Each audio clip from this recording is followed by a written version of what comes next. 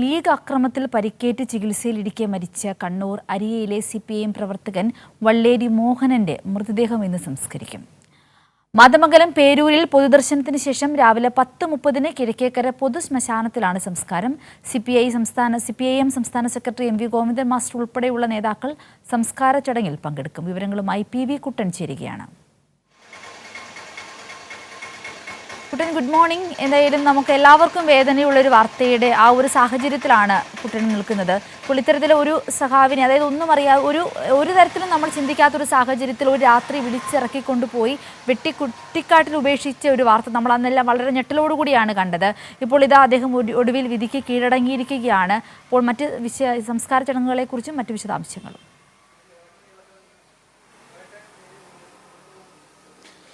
സിന്ദൂരി 2012 ഫെബ്രുവരി മാസത്തിലാണ് കണ്ണൂർ തളിപ്പറമ്പ് അരിയിലെ CPIM പ്രവർത്തകനായ മോഹനനെ മുസ്ലിം league പ്രവർത്തകർ ക്രൂരമായി ആക്രമിക്കുന്നത്. അദ്ദേഹത്തെ വീട്ടിൽ നിന്നും രാവിലെ വിളിച്ചിറക്കി കൊണ്ടുപോയി. അദ്ദേഹത്തെ കൊണ്ടുപോകുമ്പോൾ തന്നെ മക്കളും ഭാര്യയൊക്കെ തടയുന്നുണ്ടായിരുന്നു. എന്നാൽ അവരെയും ആക്രമിച്ച ശേഷമാണ് മോഹനെ കൊണ്ടുപോയി വീട്ടിന് തൊട്ടടുത്തുള്ള ഒരു കുറ്റിക്കാട്ടിൽ വെച്ച് വളരെ ഗുരുതരമായി വെട്ടി പരിക്കേൽപ്പിച്ചത്. അദ്ദേഹത്തിന്റെ തലക്കൊക്കെ 12ലധികം വെട്ടുകൾ ഏറ്റിരുന്നു എന്നുള്ളതാണ്. അത്ഭുതകരമായാണ് ജീവിതത്തിലേക്ക് തിരിച്ചു വന്നത്. എന്നാൽ ജീവൻ തിരിച്ചു കിട്ടിയെങ്കിലും വർഷങ്ങളോളം ദുരിത ജീവിതമായിരുന്നു മോഹനന്റേത്. വിവിധ ആശുപത്രികളിലായി ചികിത്സയിലായിരുന്നു. ഇന്നലെ പുലർച്ചെയാണ് അദ്ദേഹം കണ്ണൂർ AKG ആശുപത്രിയിൽ വെച്ച് മരണത്തിന് കീഴടങ്ങിയത്.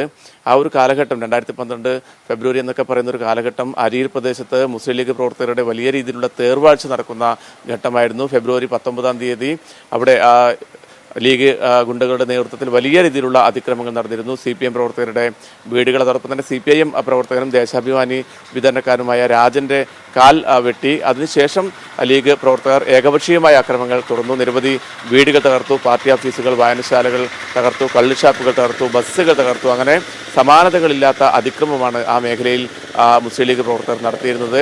അത് ഇത്തരത്തിലുള്ള ഒരു വലിയ സംഘർഷം, അതായത് ഏകപക്ഷീയമായ അതിക്രമം നടക്കുന്ന മേഖല സന്ദർശിക്കാനെത്തിയ CPIM അന്നത്തെ കണ്ണൂർ ജില്ലാ സെക്രട്ടറി P. ജയരാജൻ, സംസ്ഥാന കമ്മിറ്റി അംഗം, അതോടൊപ്പം തന്നെ കല്യാശ്ശേരി അന്ന് MLA ആയിരുന്ന TV രാജേഷ് ഉൾപ്പെടെയുള്ളവരെ മുസ്ലിം ലീഗ് പ്രവർത്തകർ വലിയ രീതിയിൽ ആക്രമിച്ചു. അതിന്റെ ദൃശ്യങ്ങളൊക്കെ ആ ഘട്ടത്തിൽ വന്നിരുന്നു. അന്ന് ഈ നേതാക്കളെ പിന്തുടർന്നിരുന്ന ദൃശ്യങ്ങൾ പകർത്താനെത്തിയ കൈരളി വാർത്താ സംഘത്തിന്റെ വാഹനം ഉൾപ്പെടെ തകർക്കുന്നൊരു ഘട്ടമുണ്ടായിരുന്നു.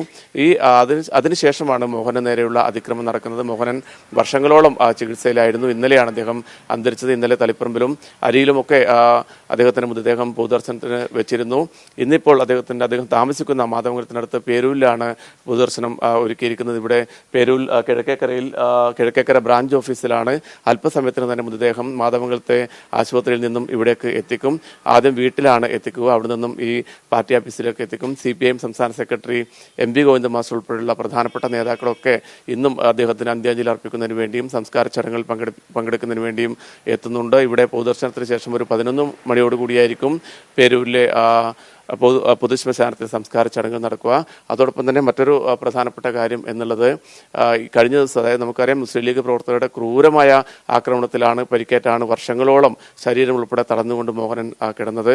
എന്നാൽ ആ ഒരു മരണത്തെ പോലും, ആ രക്തസാക്ഷിത്വത്തെ പോലും അപമാനിക്കുന്ന രീതിയിലായിരുന്നു മുസ്ലിം ലീഗിന്റെ നേതാക്കളൊക്കെ കഴിഞ്ഞ ദിവസം പ്രതികരിച്ചിരുന്നത്. കടന്നൽ കുത്തേറ്റാണ് മരിച്ചത് എന്നുൾപ്പെടെ പരിശോധിക്കണമെന്ന തരത്തിൽ വളരെ ഹീനമായ രീതിയിലുള്ള, വളരെ മോശം രീതിയിലുള്ള പ്രതികരണങ്ങളാണ് ലീഗിന്റെ ഭാഗത്തുനിന്ന് ഉണ്ടായിരിക്കുന്നത്. ഇപ്പോൾ സന്തോഷ് കൂടി നമ്മോടൊപ്പം ചേരുന്നുണ്ട്. സന്തോഷം, ഈ ഒരു വലിയ, നമുക്കറിയാം, കഴിഞ്ഞ 13 വർഷക്കാലം ഈ ഒരു ലീഗുകാരുടെ വെട്ടേറ്റ് അദ്ദേഹം കിടക്കുകയായിരുന്നു. വലിയ ഇച്ഛാശക്തി കൊണ്ടാണ് അദ്ദേഹം ആ ഘട്ടത്തിൽ തന്റെ ജീവിതത്തിലേക്ക് തിരിച്ചു വന്നത് മോഹനേട്ടൻ.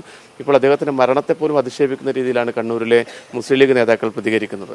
തീർച്ചയായും കൊന്നിട്ടും പകതീരുന്നില്ല എന്നുള്ള ഒരു രീതിയിലാണ് മുസ്ലിം ലീഗിന്റെ കണ്ണൂരിലെ നിലപാട്. കഴിഞ്ഞ 13 വർഷമായി, അതായത് ജീവൻ തിരിച്ചു കിട്ടിയെങ്കിലും പിന്നീട് ഒരിക്കലും ജീവിതത്തിലേക്ക് തിരിച്ചു വരാൻ മോഹനന് കഴിഞ്ഞിട്ടില്ല എന്നുള്ളത് തന്നെയാണ്. സംസാരിക്കാൻ സാധിക്കുമായിരുന്നില്ല, അതുപോലെ നേരെ നിവർന്ന് എഴുന്നേറ്റ് നിൽക്കാൻ സാധിക്കുമായിരുന്നില്ല. പലതവണ വീണ് തലക്ക് പരിക്കേറ്റു. അതിനുശേഷം ഇപ്പോൾ അവസാനമായി ആശുപത്രിയിൽ പ്രവേശിപ്പിക്കുന്നതും അത്തരത്തിലുള്ള ഒരു വീഴ്ചയുടെ ഭാഗമായിട്ടാണ്. ആ ഒരു രീതിയിൽ ലീഗിൻ്റെ വലിയ സമാനതകളില്ലാത്ത ആക്രമണത്തിന് ഇരയായാണ് ജീവൻ നഷ്ടപ്പെടുന്ന സാഹചര്യം ഈ വള്ളേരി മോഹനൻ ഉണ്ടായത്.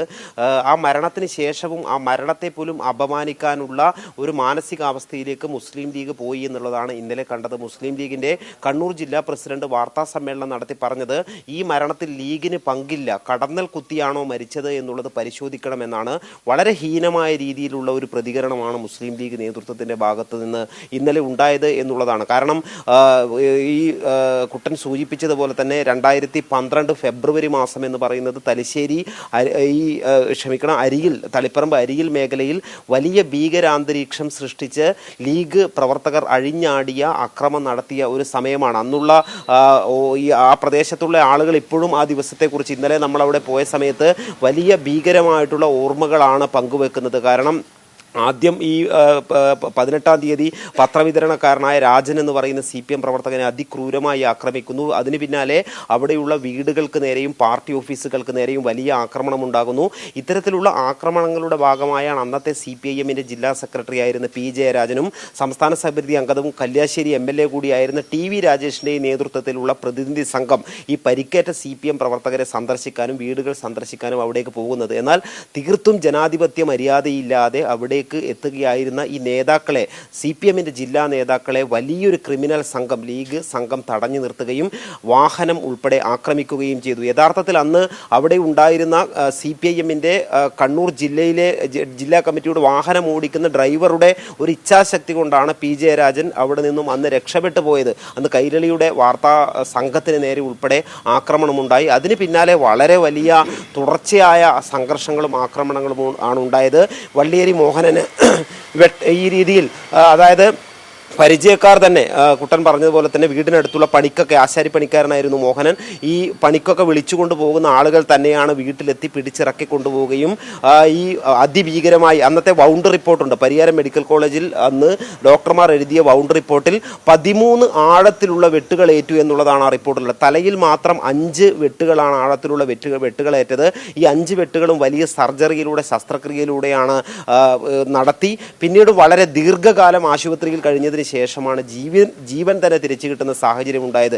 ഇത്തരത്തിൽ അതിക്രൂരമായ ആക്രമണം നടത്തി ഒരാളെ മൃതപ്രായനാക്കി കാട്ടിൽ ഉപേക്ഷിച്ച് പോകുന്ന സ്ഥിതിയുണ്ടായി. അത്തരത്തിൽ അന്ന് അവിടെയുള്ള പാർട്ടി പ്രവർത്തകർ ഇന്നലെ പറഞ്ഞത്, ഈ പരിക്കേറ്റ മോഹനനെ കണ്ടെത്തി ആശുപത്രിയിലേക്ക് കൊണ്ടുപോകാൻ പോലും അന്ന് ലീഗുകാർ സമ്മതിച്ചില്ല. അവിടെ വാഹനം തടയുന്ന വളരെ പ്രധാനപ്പെട്ട മറ്റൊരു കാര്യം, ഇപ്പോൾ ആ ഘട്ടത്തിലുണ്ടായ ഒരു അതിക്രമം, അന്ന് ഞാനായിരുന്നു കണ്ണൂർ റിപ്പോർട്ടർ. അപ്പോൾ ആ ആക്രമണത്തിൻ്റെയൊക്കെ ഓർമ്മകൾ ശരിക്കും ഒരു നടുക്കുന്ന ഓർമ്മകളാണ് അന്നൊക്കെ ഉണ്ടായിരുന്നത്. ഇപ്പോൾ മോഹനൻ അരിയിൽ നിന്നും ഈ പേരൂരിൽ അദ്ദേഹത്തിന്റെ ഭാര്യ വീടാണ് ഇവിടെ വന്ന് താമസിക്കുന്നതിൽ പോലും ഒരു പ്രധാനപ്പെട്ട കാര്യമുണ്ട്. കാരണം ഈ അതിക്രമങ്ങൾക്ക് ശേഷം ഈ അരിയിൽ മേഖലയിലേക്ക് ഇപ്പോഴും ഇവർക്ക് മടങ്ങാൻ വേണ്ടി സാധിച്ചിട്ടില്ല. അന്ന് ഇന്നലെയൊക്കെ നമ്മൾ പുറത്തുവിട്ട ദൃശ്യങ്ങളുണ്ട്. 2012 ബാബുരാജ് മുറാഴൊക്കെ പകർത്തിയ ദൃശ്യങ്ങളുണ്ട്. അതിനകത്ത് ആ വീടൊക്കെ പൂർണ്ണമായും അടിച്ച് പൊളിച്ച് തിരിച്ചവർ വീട്ടിലേക്ക് എത്തിയാൽ തന്നെ വീണ്ടും ആക്രമിക്കപ്പെടും.